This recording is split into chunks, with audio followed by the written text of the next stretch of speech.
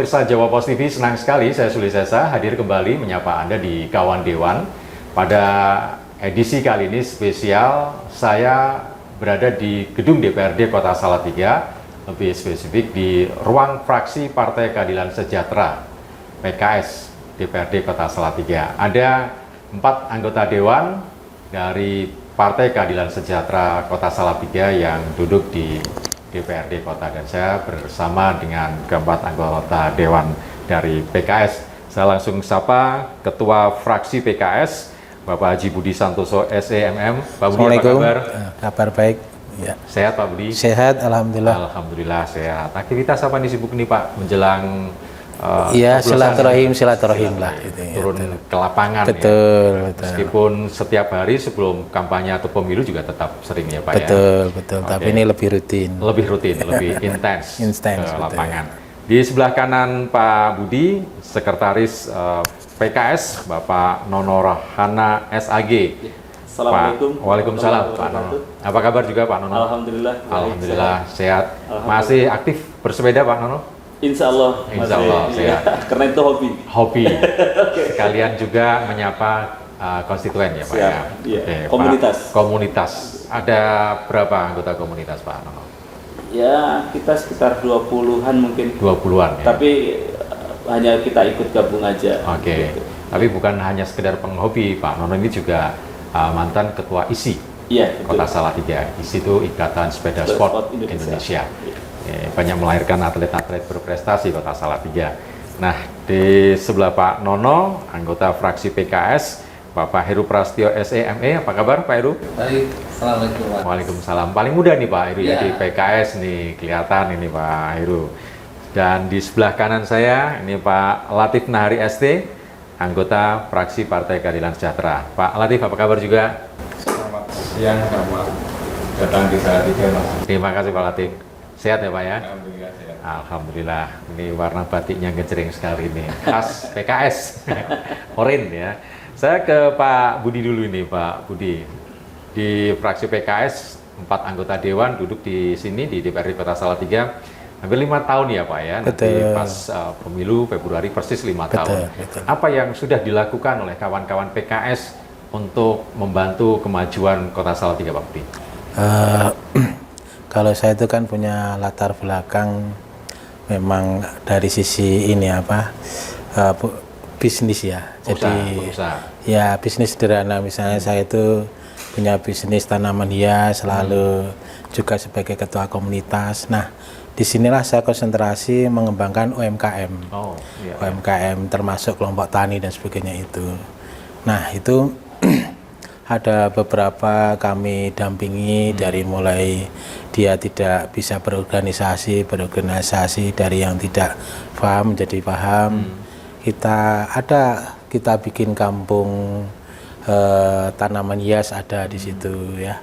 Aglunima namanya. Lalu juga ada kampung kambing. Ada kemarin di daerah Kumpurjo itu ada kambing Itawa yang alhamdulillah ini bisa berkembang dan lumayan juga susunya.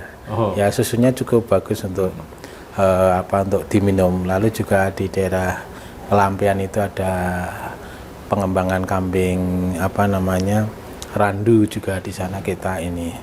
Juga ada beberapa hal yang kami melihat kalau itu dari sisi pengembangan UMKM. Kalau dari sisi pembangunan itu terutama di daerah kami kan agak sedikit pinggir ya, pinggir-pinggir ini. Dapil mana Pak? Dapil Argomulyo. Argomulyo itu ya. Kalau Salatiga dapil berapa itu Pak? Dapil 4. Dapil 4. Satu kecamatan itu Argomulyo. Betul. Oke. Nah ini kan menjelang pencoblosan ya Pak ya.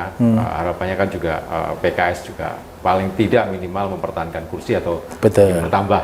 Bisa bertambah. Nah khusus untuk dapil Pak Budi sendiri, Argomulyo ya Pak ya? Betul. Apa yang sudah disiapkan Pak untuk paling tidak ini masyarakat bisa merasakan dampak positif atau manfaat yang lebih dari kehadiran Pak Budi selaku anggota Dewan? Jadi pendampingan kita, kepekaan kita selama ini terhadap mereka ini adalah modal yang cukup besar. Bahkan ada beberapa konstituen itu sampai kita ternyuh, ibaratnya tidak minta apa-apa tapi dia mau untuk kita, istilahnya ya, untuk kita. Jadi udah Pak Budi, yang penting panjenengan jadi lagi PKS besar, ibaratnya begitu ya. Dia kan keliling terus itu. Ya keliling, ibu-ibu terutama, emak-emak itu luar biasa. Justru membantu ya? Ya, emak-emak itu luar biasa. Jadi ibu dan juga ada beberapa anak-anak muda. Kemarin kita karena kami juga di Bapeda, kita munculkan sebuah perda yang menarik untuk mereka, yaitu pengembangan kewirausahaan dan kepeloporan pemuda. Ini perda ini memberikan dampak yang positif karena ada peran pemerintah, yaitu pertama kali ada pembinaan, lalu sampai pada pelatihan, sampai pada sisi permodalan. Sampai modal. Ya, ini kalau ini sudah clear kan tinggal kita, ini sudah clear perda ini. Nomor 5 tahun 2000. Sudah diketok berarti ya? Sudah 2023 ini. Tinggal nanti kita siapkan anggarannya dan kita ingin menjadikan para pengusaha-pengusaha muda ini, pengen anak-anak kita ini menjadi wirausaha baru begitu. Oke Pak, ke depan apa yang akan Anda tuntaskan dari periode sebelumnya Pak, jika terpilih kembali sebagai anggota Dewan Pak Budi? Kami ketika nanti Allah mengizinkan kami untuk menjadi anggota Dewan kembali, kami ingin meningkatkan taraf hidup masyarakat dengan ini mereka terlihat berwibawa. Maksudnya begini, tidak lagi meminta dalam tanda petik, tapi dia bisa memberi gitu. Nah, jadi kalau boleh saya bilang itu bantuan itu bagus sebenarnya, tetapi kurang mendidik sebenarnya. Tapi kalau konteks bantuan yang sifatnya ini adalah untuk pengembangan usaha, itu lain ya, tidak langsung habis gitu. Jadi kita ingin program untuk pengembangan meningkatkan pertumbuhan ekonomi ini yang akan kita ini, dan ini sudah terbukti pertumbuhan ekonomi kita sudah meningkat, alhamdulillah ini. Berarti ibarat memberi kail ya, betul, ikan betul, ya Pak betul, ya bisa menghasilkan. Betul. Oke, ini Pak Budi di dapilnya terbukti mampu mendongkrak. Yang paling penting itu taraf ekonomi masyarakat ya Pak ya, yang program yang sudah dilaksanakan oleh Pak Budi selaku anggota Dewan di DPRD Kota Salatiga. Dari Pak Budi saya ke sebelah beliau, ini saya harus integrasi satu-satu ini 4 anggota DPRD dari fraksi PKS ini ya. Saya jadi ingin tahu juga kiprah mereka selama kurang lebih 5 tahun, persis nanti Februari 5 tahun ya Pak ya, atau tahun ini 5 tahun ya Pak? Di bulan Agustus. Bulan Agustus persis 5 tahun, berarti hampir 5 tahun. Apa yang sudah mereka kerjakan untuk masyarakat, tidak hanya pemilih mereka, tapi juga dirasakan juga masyarakat secara umum gitu ya. Nah, sekarang ke Pak Nono Rohana selaku sekretaris fraksi PKS. Pak Nono, kalau tadi Pak Budi selaku dapil ya dari daerah Beliau, kalau Pak Nono sendiri? Saya di Dapil Tingkir. Dapil 3. Dapil 3 itu mana Pak? Dapil 3 Tingkir. Tingkir? Iya. Berarti satu dapil itu satu kecamatan ya? Betul. Kalau di Salatiga betul. Ya?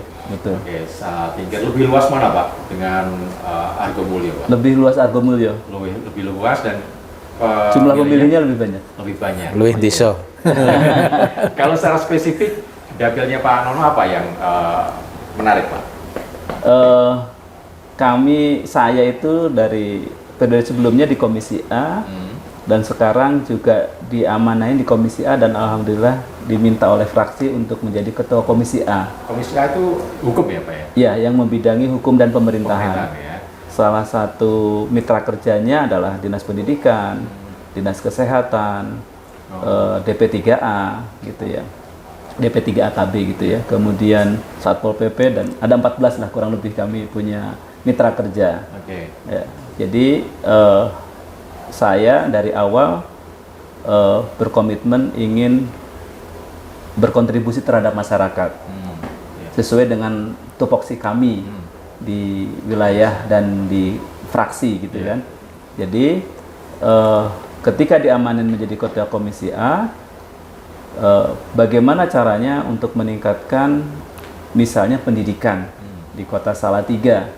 Kita bermitra dengan Dinas Pendidikan. Di akhir tahun ini kita menggulirkan sebuah perda tentang karakter pendidikan karakter. Pendidikan karakter, kita prihatin dengan dengan bullying, anak-anak yang berani kepada gurunya gitu. Dan dengan adanya pendidikan karakter, dengan profil pelajar Pancasila diharapkan di situ lebih menguat gitu kan. Jadi siswa yang ada di Salatiga pendidikannya meningkat secara akademik, akan tetapi secara moral juga tetap terjaga. Ya, itu harapan kami di Salatiga, salah satunya dengan mitra dengan dinas pendidikan. Kemudian dengan dinas yang lain kami juga sudah menghitungkan dengan anak-anak disabilitas. Karena anak disabilitas di Salatiga ya kisaran 700 sampai 800 lah mungkin. Meskipun mereka jumlahnya cukup banyak sebetulnya, tetapi hak-hak mereka harus sama dengan yang lain. Harapan kita jangan mereka merasa terpinggirkan. Oleh karena itu, kami juga menelurkan perda tentang hak-hak disabilitas, sehingga kita bisa berkomunikasi dengan mereka, berkontribusi dengan apa yang menjadi keinginan mereka, dan saya senantiasa mendengungkan keinginan untuk bahkan pemberdayaan mereka juga. Karena anak-anak disabilitas itu ketika mereka mempunyai komitmen untuk bekerja sangat luar biasa. Jadi jangan sampai dipandang sebelah mata mereka itu. Nah, itulah mungkin yang bisa kami kerjakan dengan dinas lain. Terus terkait dengan DP3A juga kita ada perda terkait dengan Grand Design. Grand Design kependudukan tahun 2024 dan sampai 2045. Iya, kita betul. Kita ingin mempunyai Grand Design Kota Salatiga itu secara kependudukannya mau seperti apa, dan itu saya kira dengan ternyata Grand Design yang itunya dibutuhkan di DP3A inisiatif kami, tetapi juga terkait dengan kesehatan nanti Grand Design-nya seperti apa, pendidikan Grand Design-nya seperti apa. Ini ada keterkaitan lah. Saya kira itu yang langkah-langkah yang sudah kami lakukan, dan kami pun mengadvokasi apa yang menjadi permintaan masyarakat. Ternyata Dewan itu meskipun kami tugasnya di Komisi A, tidak hanya apa yang menjadi bidang kami, karena Dewan itu dianggap serba bisa, paling tahu uangnya ada gitu. Ya, masyarakat nggak mau tahu kan. Betul. Dari komisi A, bidangnya beda dengan gitu. pembangunan atau apa ya. Betul. Jadi ada orang yang melahirkan datang ke Dewan, jadi ada pembangunan rumah rusak juga datang ke Dewan gitu kan. Betul. Saya juga tahunya gitu kan, Pak. Betul. Dan itu menjadi kebanggaan, menjadi kepuasan kita menjadi anggota Dewan ketika kita mampu untuk membantu apa yang menjadi keluh kesahnya masyarakat. Suatu misal ketika ini kan musim DB tuh, musim DB kami beberapa kali memohon kepada Direktur RSUD untuk ada masukan, Pak, ini anak saya sudah begini, mohon untuk dicarikan ruangan. Kita kontak bantu untuk mohon Bu Dokter bisa dihitungkan. Ya alhamdulillah, meskipun itulah begitulah kurang lebih. Termasuk di satu titik ada 10 yang kena kasus DB versinya masyarakat. Kita harus kontak dengan kepala dinas DKK, Dr. Prasid, minta untuk di-fogging karena keinginan masyarakat untuk di-fogging. Nah, di titik lain yang mestinya ini adalah ranahnya Komisi C gitu ya, pembangunan nggak nyambung misalnya salurannya, ya kita insya Allah kita akomodir, dan alhamdulillah ketika itu terrealisasi kita senang banget. Dan yang sangat kami merasa bahagia di tahun ini adalah ketika mampu untuk membuat jalan di bawah jembatan. Nanti panjenengan kalau mau ke tol, itu ada jembatan. Ada jembatan di sebelum exit tol kan, ada jembatan sebelum pom bensin. Nah, di bawah itu ada jalan, Pak. Itu bagian dari pokok-pokok pikiran kami yang diakomodir oleh PSDA ya. Nah, diakomodir, ditalut, sehingga kalau pagi itu kan orang yang mau ke SCI, anak-anak ke SCI itu pakai motor kenceng-kencengan karena butuh buru waktu. Nah, sekarang anak-anak MI, orang-orang tua yang mau ke pasar, karena ini sudah nyebrangnya lewat bawah jalan. Di situ sudah, bahkan kemarin sempat untuk bagian syukur masyarakat itu bakar-bakar ikan di situ. Jadi arenal gitu di bawah jembatan, luar biasa. Saya kira itu bagian kepuasan kita ketika apa yang menjadi permohonan masyarakat, apa yang menjadi keluhan masyarakat, kita bisa menyelesaikannya. Jadi itu mungkin yang bisa kita berikan, dan seandainya Allah memungkinkan atau menjadikan kami untuk diamanain lagi untuk maju, ini diamanain lagi kami oleh partai untuk maju lagi di periode 2024-2029.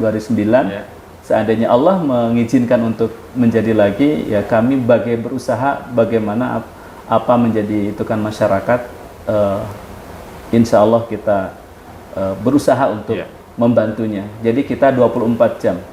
Ya, jadi suatu saat pernah kita ditelepon jam 10 malam itu ada kasus, di salah satu rumah sakit ada pasien yang sudah koma, jadi sudah tidak sadarkan diri, kemudian dia mau masuk ke rumah sakit, minta tolong ke kita, karena ini adalah mitra kerja kita dengan RSUD, ya kita berusaha untuk membantunya, mengadvokasinya. Bahkan kita di PKS ini mempunyai 3 ambulan yang bisa setiap melayani ada orang sakit atau orang meninggal. Kita ada ambulan khusus untuk orang sakit, 2 ambulan untuk orang yang meninggal. Nah, itu bagian dari pengabdian kepada masyarakat. Ini Pak Nono menjelaskan secara detail ya hubungannya dengan mitra kerjanya di Komisi A ya, Pak ya, dan apa yang sudah dilakukan oleh Pak Nono selaku anggota fraksi dari PKS, memberikan kehadiran dan manfaat bagi masyarakat secara luas. Oke, nanti kita lanjutkan lagi Pak Nono juga Pak Iri dan Pak Latif. Nanti kita akan ngobrol lagi terkait kiprah PKS dalam 5 tahun terakhir selaku anggota Dewan yang duduk di kursi DPRD Kota Salatiga.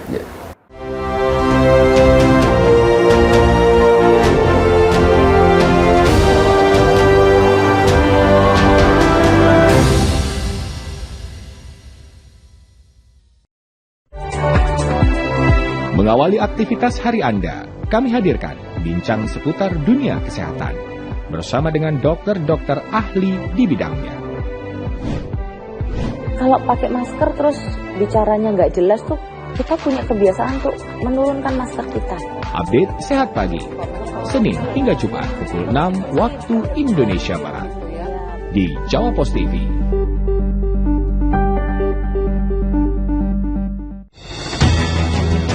Dalam satu hari peristiwa pasti terjadi, dan untuk memenuhi kebutuhan Anda akan informasi, kami hadir menjelang waktu istirahat Anda. Majelis Hakim Pengadilan Negeri Jakarta Barat John Arman Saragih menjatuhkan vonis hukuman penjara seumur hidup pada terdakwa Teddy Minahasa. Update malam setiap hari pukul 21.30 waktu Indonesia Barat di Jawa Post TV. Morning, pemirsa Jawa Post TV, gimana kabar? Di jalan-jalan pagi-pagi. Kita ada di Sidoarjo nih pemirsa Jawa Post TV, di Gedung Kesenian Rumah Budaya Malik Ibrahim. Hotel ini mulai beroperasi pada tanggal 22 Agustus 1928. Jalan-jalan pagi-pagi hadir setiap hari pukul 7 hingga 8 waktu Indonesia Barat di Jawa Post TV. Mengisi waktu siang Anda, kami hadirkan berbagai informasi yang terjadi, melaporkan peristiwa langsung dari lokasi. Menteri Pemuda dan Olahraga Dito Aryo Tejo bersama jajarannya melakukan rapat bersama dengan Managing Director La Liga untuk wilayah Asia Pasifik. Update siang, setiap hari pukul 11.30 waktu Indonesia Barat di Jawa Post TV.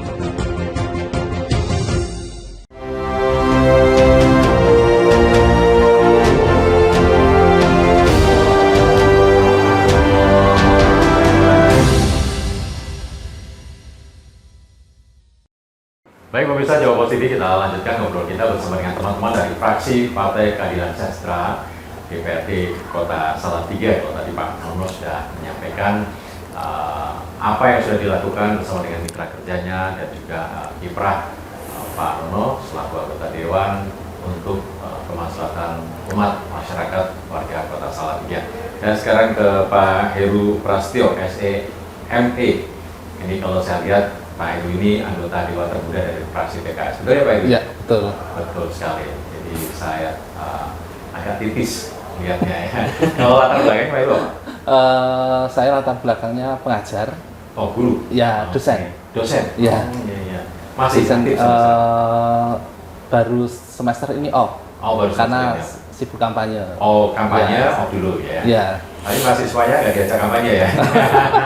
Kalau Pak Heru duduk di komisi apa? Saya di Komisi B meneruskan Pak Budi di Komisi sini. B itu bidang? Di bidang pendapatan ekonomi dan keuangan. Ekonomi dan keuangan. Ya. Berarti ya dekat-dekat dengan usaha dan jasa perdagangan. Ya. Ya, Pak, ya. Dan kebetulan memang saya concernnya itu di pengembangan UMKM yang milenial. Oh, pengembangan UMKM milenial. Ya. Tentang Pak Heru masih muda, dipasrahi partai, berhubungan dengan milenial gitu ya? Ya, karena memang hampir mayoritas milenial di kota-kota Salatiga dan tentu kota lain juga yang menjadi pemilih terbanyak.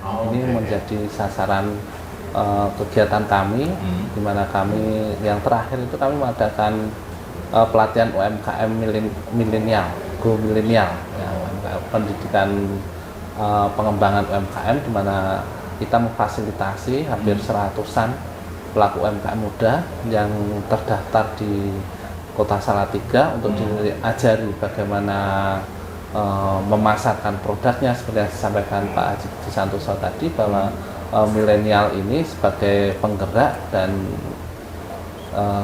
gen Z seperti saat ini, seperti stroberi itu bagaimana kami mengemas supaya tahan banting lah.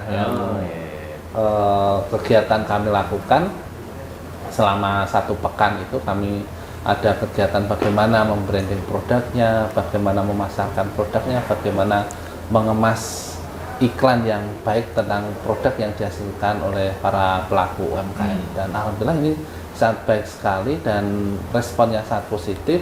Ini juga menambah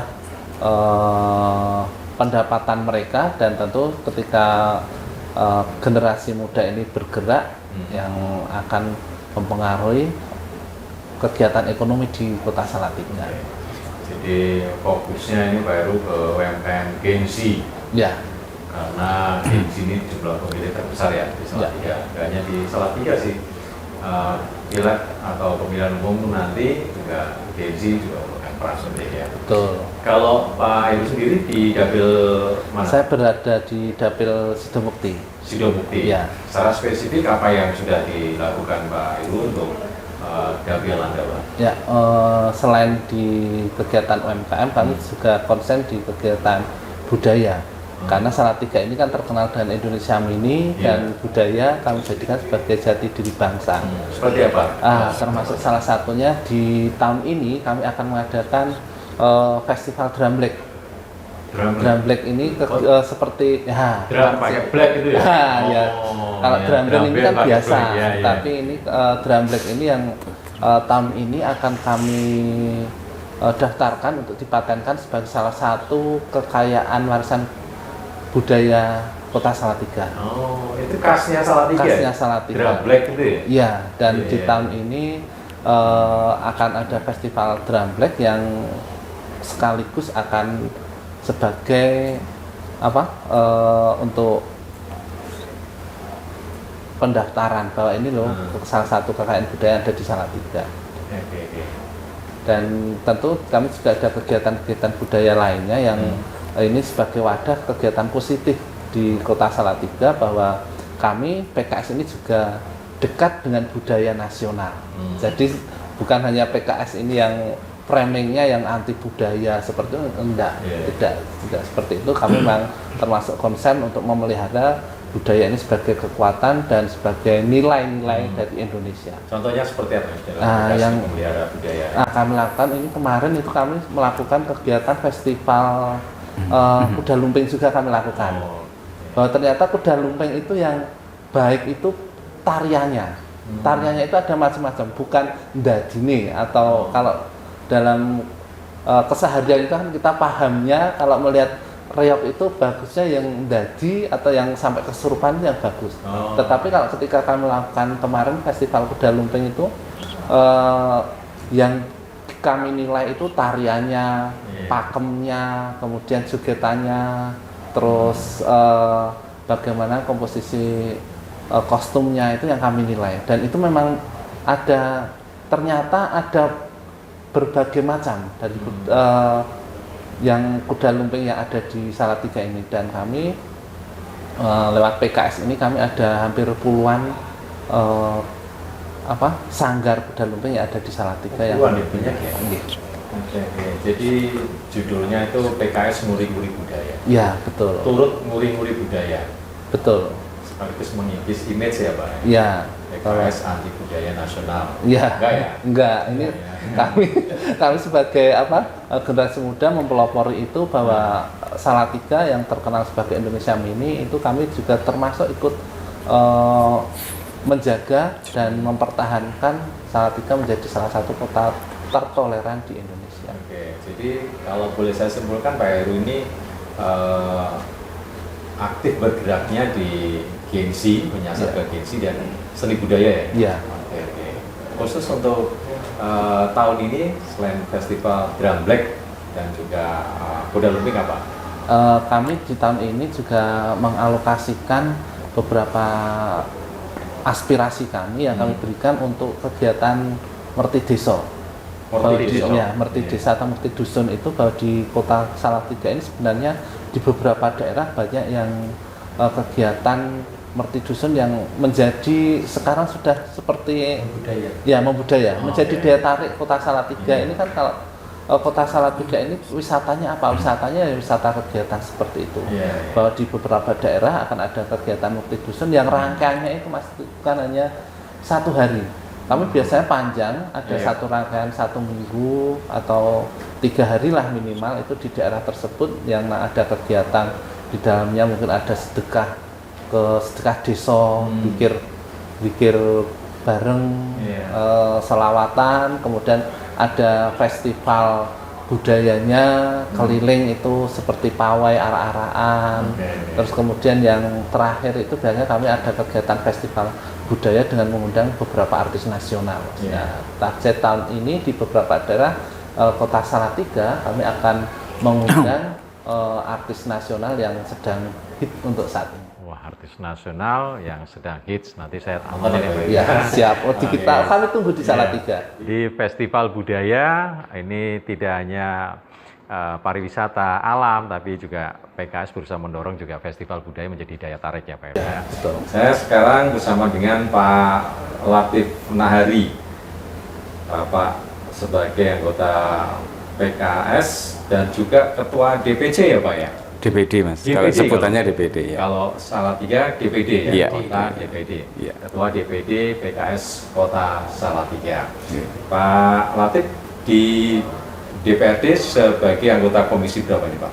Kebetulan kami diamanai oleh teman-teman sebagai wakil ketua DPRD Mas. Wakil ketua DPRD. Iya, jadi tidak masuk di komisi. Oh, tidak masuk. Iya, jadi pimpinan DPRD. Umum gitu ya Pak. Iya. Fraksi-fraksi ya Pak. Iya. Ya Pak, sebagai wakil ketua Dewan ini Pak, apa yang sudah dilakukan Pak Latif untuk mendorong DPRD Kota Salatiga ini lebih berdaya dalam membantu eksekutif ya Pak ya, sebagai mitra kerjanya untuk masyarakat atau warga Kota Salatiga. Terima kasih Mas. Jadi Salatiga ini Mas, ini kota kecil, sejuk, masih sejuk ya Pak ya? Iya. Kita ini di 680-an MBD di atas permukaan air laut. MDPL ya? MDPL. Yang ini saya kira punya keistimewaan tersendiri. Betul. Kita di AP 2 kota besar, Kota Semarang dan Kota Surakarta. Ya. Dan fenomena sekarang itu banyak warga kota-kota besar tetangga kita ini yang kalau cari makan malam misalnya itu ke Salatiga Mas. Menarik ini Mas fenomenanya. Orang Surakarta itu kalau ingin ngadem di Salatiga. Meskipun ya dekat Taman Mangga. Nah, iya, karena mungkin yang pertama begini, Salatiga dalam sejarahnya kita ini kota peristirahatan, Mas, zaman Belanda itu. Pelesiran, kota pelesir. Tempat istirahat. Tempat istirahat. Karena memang kota yang sejuk ya, yang saya kira ini sangat mendukung cuacanya begitu. Dan ini kita tangkap, Mas. Salah satu prasyarat agar sebuah kota itu menjadi tempat datangnya wisatawan atau kemudian orang yang berkunjung ke kota itu adalah bagaimana infrastrukturnya itu mendukung. Betul. Ya. Dan sekarang alhamdulillah kita sudah terhubung dengan adanya jalan tol. Jadi kalau jalan tol kita dari Semarang ke Salatiga itu mungkin sekitar 45 menit ya Mas ya sekarang. Betul. Sangat nyaman. Nah, ini yang kemudian menjadi PR kita Mas di Salatiga. Dalam beberapa tahun ini, sekitar 3 tahun ini, kami sedang konsentrasi, misalnya saja bagaimana mengupayakan adanya exit tol Patimura, Mas. Exit tol Patimura itu jalan yang dari pusat kota menuju ke arah Kabupaten Semarang, daerah Beringin, Mas. Yang ini kita coba untuk menjadi salah satu trigger membuka kemudahan yang lebih ya. Untuk para wisatawan yang bisa masuk ke Salatiga, ya dengan tempat kulinernya, kemudahan tempat peristirahatannya dan sebagainya kita dukung kembali dengan kita berupaya untuk membuka exit tol Patimura ini. Dan sudah beberapa kali, hampir 3 tahun ini kita mengadvokasi itu bersama dengan teman-teman di eksekutif, dengan Bapeda, dengan Dinas PU, dengan Dinas PUPR, dengan Dishub, dan kita sudah komunikasikan dengan TMJ, Transmarga Jateng, dan BPJT di Jakarta. Hanya tinggal satu PR kecil ini, yang ini segera kita selesaikan. Ada sebidang tanah yang itu milik Kabupaten Semarang yang harus kita bebaskan. Dan ini insya Allah ya, tahun ini kita sudah komitmen dengan Pak Wali agar ini bisa selesai. Kalau itu selesai Mas, itu kita akan semakin lebih cepat untuk merealisasikan itu. Ya, sehingga nanti jalannya akan semakin mudah, orang dari Semarang, dari Solo akan semakin gampang ke Salatiga. Infrastruktur itu menjadi salah satu kalau saya itu sebagai kebetulan saya latar belakangnya teknik Mas. Dulu di periode pertama di Komisi C di pembangunan dan sekarang di pimpinan. Nah, infrastruktur menjadi salah satu target kami bagaimana Salatiga itu menjadi hunian yang nyaman. Jadi ini cerita Mas, kalau orang-orang itu datang dari luar Salatiga, begitu datang kemudian lewat jalan kok sudah halus, sudah nyaman, itu masuk Salatiga berarti ya, gitu Mas. Wah, kok wis penak Salatiga berarti gitu.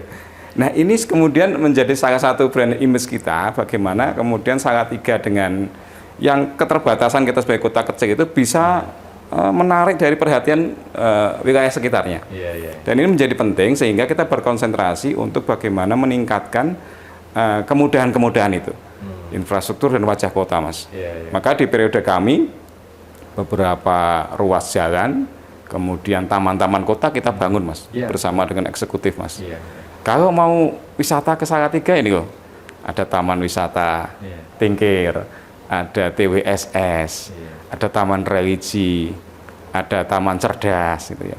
Jalan juga enak. Keluar dari Semarang masuk ke Salatiga itu cuma 40 menit masuk. Dan nggak ada jalan gerojal ya. Nggak ada jalan gerojal tadi. Kalau masih ada gerojal, nah itu berarti bukan Salatiga Mas. Masih tetangganya Salatiga. Iya, ini nilai tambahnya begitu. Ya Salatiga dengan berbagai macam kulinernya Mas. Kalau jenengan sore-sore ke sini hujan-hujan ada ronde Mas. Ada apa lagi Pak? Sate Botongan. Sate suruh ya. Dan itu sangat mudah dicapai kalau dari luar kota ya, D9 ya. Sehingga sekali lagi ini menjadi tugas kita bagaimana agar Salatiga itu daya saingnya itu kemudian terbackup dengan infrastrukturnya. Dan ini PR kita. Dan saya kira karena kita itu dengan eksekutif itu dekat, dengan Pak Wali, dengan Bapeda, dengan teman-teman PUPR semuanya itu ya biasa diskusi lah. Ini bisa kita selesaikan. Saya pernah beberapa kali ke Jakarta Mas, memprogramkan exit tol itu sampai ke Kementerian PUPR dengan teman-teman eksekutif. dengan Bapeda, dengan bersama. Oke. Dan alhamdulillah kerjasama yang baik ini kemudian bisa menguntungkan masyarakat karena tidak ada gesekan, kita kemudian bisa bersama-sama bangun Salatiga. Oke, ini bocoran ya. Siap. Jadi nanti akan ada satu tambahan exit tol. Ini kalau dari Jawa Pos TV Pak Latif nggak bocorin. Ini penting ya Pak ya. Realisasinya kapan Pak? Target kita tahun ini, Mas. Tahun ini? Tahun ini selesai. Artinya segera start ketika bidang tanah itu selesai. Kita sudah komunikasikan dengan Bapeda Provinsi sebagai yang bapaknya kita di tingkat provinsi kan, karena ada kita dan Kabupaten Semarang, Mas. Iya, betul. Sehingga yang menengah itu provinsi. Ya. Kemudian dengan teman-teman di Kabupaten Semarang juga sudah kita bicarakan dan intinya tidak ada masalah. Mudah-mudahan ini bisa kita selesaikan. Dan akhir tahun besok kita punya exit tol baru, tol Patimura. Akhir tahun ini ya Pak ya? Kita berharap tahun ini selesai, Mas. Paling lambat ya awal tahun depan lah ya Pak ya. Bismillah, mudah-mudahan, Mas. Keluarnya nggak hanya di exit tol Tingkir, iya, karena memang tengah-tengahnya pusat kota itu di sini, Mas. Di jalan kita yang jalan Patimura itu. Nanti keluar langsung kota. Itu dia. Nanti keluar langsung 5 menit sampai ke Ronde, sampai ke Sate Suruh, sampai ke, nah itu nyaman. Hotelnya juga ada Hotel Wahid, Hotel Aras Asri, Mas. Aduh, nyaman, Mas, insya Allah, Mas. Semakin mudah, semakin nyaman ya Pak. Betul, Mas. Iya. Oke, pemirsa, itu yang sudah dilakukan oleh teman-teman dari fraksi PKS dalam rangka turut mendorong pembangunan di Kota Salatiga, mulai dari pembangunan infrastruktur, ya, kemudian juga pembangunan kesehatan itu juga penting, jamanisasi salah satunya apa yang sudah dilakukan oleh PKS, dan juga menyasar tidak hanya masyarakat umum tapi juga Gensi. Tadi juga sudah disampaikan UMKM generasi Z ini sebagai upaya juga untuk meningkatkan taraf ekonomi warga Salatiga. Baik Bapak-Bapak, terima kasih sudah berdialog bersama kita di Kawan Dewan. Sukses untuk kawan-kawan dari fraksi PKS, tapi targetnya tambah ya Pak ya tahun ini. Insya Allah, Mas. Tambah. Mudah-mudahan dukungan Anda juga akan membawa fraksi ini bisa lebih bermanfaat bagi warga Kota Salatiga. Kalau ingin perubahan, dukung kami. Wah, oke. Itu untuk warga Kota Salatiga ya. Baik, pemirsa Jawa Pos TV, akhirnya saya Suli Sesa pamit undur diri. Selamat pagi dan sampai jumpa.